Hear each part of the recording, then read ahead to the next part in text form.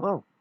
In this video I'm going to demonstrate the profit maximization process for a monopoly, and I'll demonstrate how to illustrate all of those steps, including identification of the profit maximizing quantity, labeling of the price, and then two approaches to drawing the monopolist's profits when profits are maximized. In this picture here, I have two cost curves drawn. I have the marginal cost curve and the average total cost curve drawn. If this is a monopolist, then the firm would have the entire demand curve to operate upon, and we would need the marginal revenue curve. Always remember that for a linear demand curve, the marginal revenue curve has the same vertical intercept, and it falls twice as fast, or it has twice the slope. And for all firms, or really any decision where you want to optimize or maximize something, you're looking for the intersection point between the marginal good thing, which in a firm's case would be additional revenue, and the curve that represents the marginal bad thing, which for a firm would be the additional costs. So we identify the profit maximizing quantity as the intersection of those two curves, shown right here as Q star, or the optimal quantity. And then our profit maximizing monopolist will choose a price found on the demand curve that corresponds to that quantity. Now, profits can be calculated in two ways. The first and maybe simplest method would be to subtract total costs from total revenue. Total revenue is represented here as a box that is the height of the price line. Just imagine it's maybe $10 per unit, and you would multiply that by the number of units that you would sell. Maybe it's 300 units. So at $10 per unit, that's the height, times 300 units, that would be the width. The revenue would be 3,000, or 10 times 300. And that multiplication problem is essentially calculating the height, that $10, times the width of 300 units, and height times width would give you the area of a rectangle. And that's the blue revenue rectangle shown there.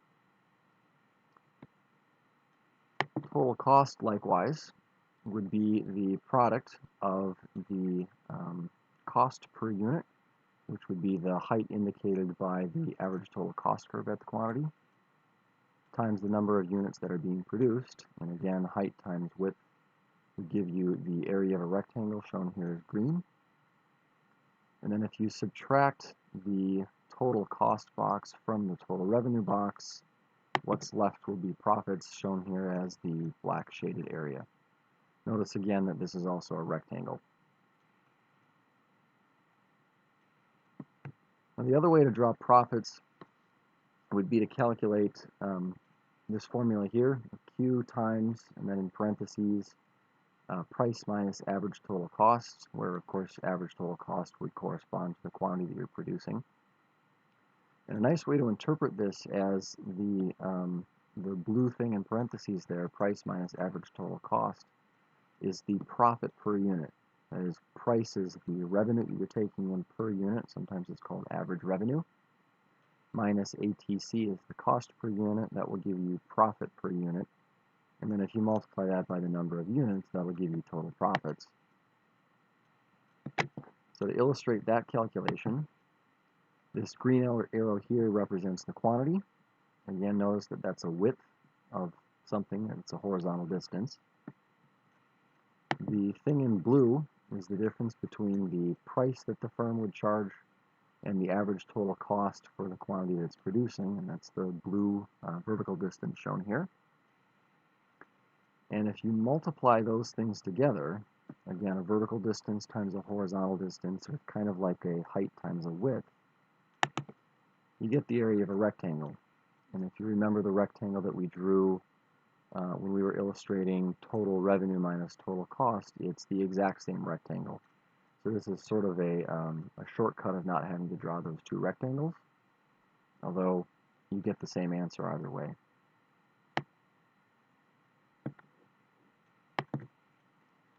So to review here, marginal cost and marginal revenue, or the intersection point between those two curves, always identifies the best quantity for a firm to produce in order to maximize profits, with the one condition that the firm has to have either profits or losses that are small enough that the firm wouldn't choose to shut down.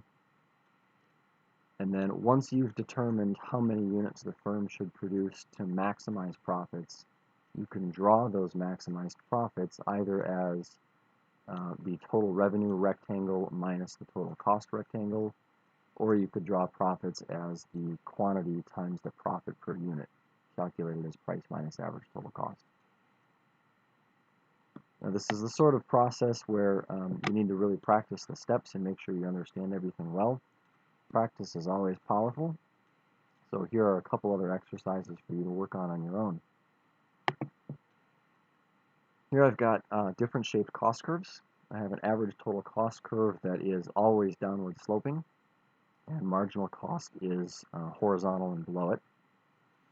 And then draw a downward sloping demand curve, and here I've left the marginal revenue curve as drawn exercise.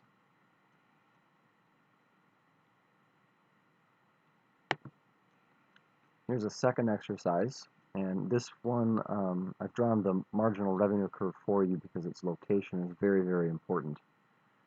It's meant that this intersection point right here is directly below the point where this demand curve and the average total cost curve touch. So if you want to copy that problem into your notebook, try to make sure that these two key points right here are directly above and below each other. And then again, follow the same steps to identify the profit maximizing quantity, and then to draw or represent the profits when they're maximized.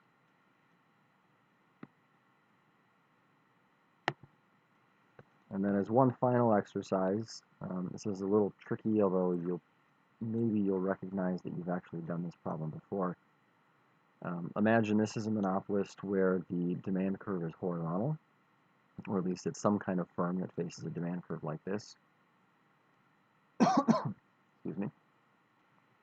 Draw a marginal revenue curve that has twice the slope. Think a little carefully about that. And then find the profit maximizing quantity with that key intersection point. And then at that quantity, see if you can draw and represent the profits when they're maximized.